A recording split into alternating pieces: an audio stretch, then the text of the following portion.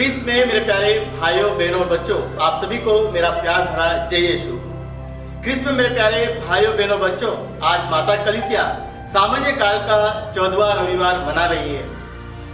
आमतौर पर हम देखते हैं कि प्रभु यीशु के समय के जो धर्म गुरु थे वे प्रभु यीशु पर विश्वास नहीं करते, बल्कि वे कारण देखते हैं कि किस प्रकार हम उन्हें फंसा सके और उनके रास्ते से उन्हें निकाल सके, और इसीलिए वे अलग अलग दोष उन पर लगाते हैं। लेकिन आज का जो सुसमाचार है मार्कुस के सुसमाचार से लिया गया है, अध्याय 6:1-6 में, जहां पर हम पढ़ते हैं कि प्रभु यीशु अपने ही पैतृक गांव में नाजरेत आते हैं और विश्राम दिन के होने के कारण वे सभागृह में जाते हैं और लोगों को संबोधित करते हैं।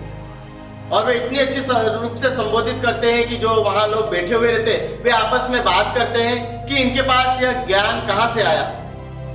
और इसीलिए वे कहते हैं कि हम तो इनको जानते हैं, ये तो एक सुतार है, इनकी माँ मरियम को हम जानते हैं, इनके भाई बहनों को हम जानते हैं जो हमारे बीच में रहते हैं। वह इसलिए क्योंकि वह उनको घनिष्ठ रूप से वे उनसे परिचित थे, क्योंकि प्रभु यीशु उन्हीं के बीच बड़े हुए।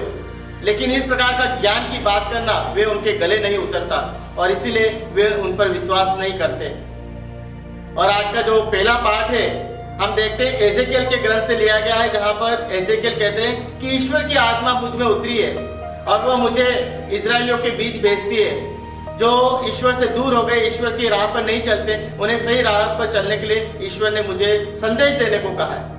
लेकिन अपने कठोर हृदय के कारण वे अपना जीवन बदलने के लिए तैयार नहीं होते, वे उनका अपमान करते हैं। और ये पहली बात नहीं, हम देखते पुराने व्यवस्था में जब कभी ईश्वर ने नबियों को भेजा है, लोगों ने उनका तिरस्कार किया है, लोगों ने उन्हें अस्वीकार किया।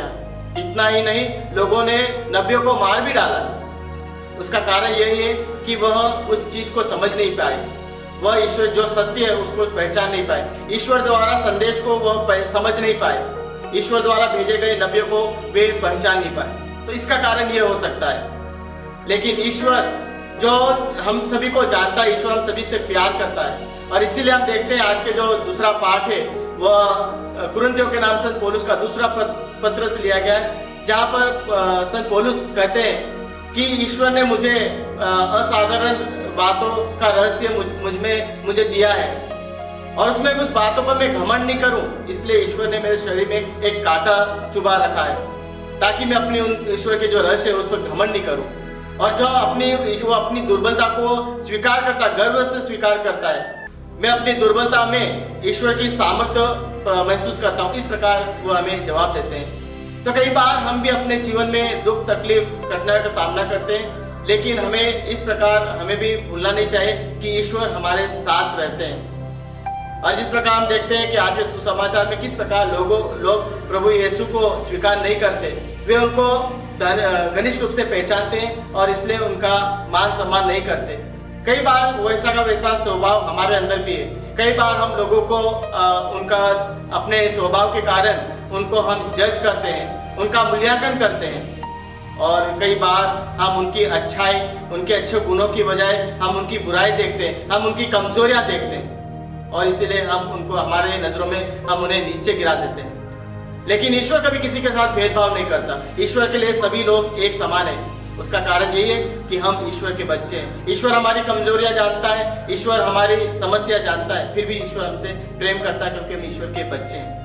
तो क्यों ना हम भी ईश्वर के बच्चे होने के कारण हमारा कर्तव्य बनता है कि हम भी लोगों को जो उनकी कमजोरियों को नजरअंदाज करें और उनके जीवन को प्रोत्साहित करें कि वे भी अपने जीवन में आगे आ सके, उनके समस्या में उनके साथ खड़े रहें। तो खास करके हम विशेष रूप से ईश्वर से प्रार्थना करें कि ईश्वर हमें ऐसी शक्ति और सामर्थ प्रदान करें कि हम लोगों को जज न करें, उनका मूल्यांकन नहीं करें, लेकिन उनके जो भी कमजोरियां हैं, उनके दुख तकलीफें, उनका हम उनमें सहयोग करें और लोगों को प्रोत्साहित करें, जिससे वे अपने जीवन में आगे आ सके और हमारा भी उत्थान हो सके, हम भी ईश्वर के करीब आ सके और ईश्वर से प्रेम कर सके, क्योंकि ईश्वर भी हमसे प्रेम करता है। तो आइए इस मतलब के लिए विशेष रूप से प्रार्थना करें।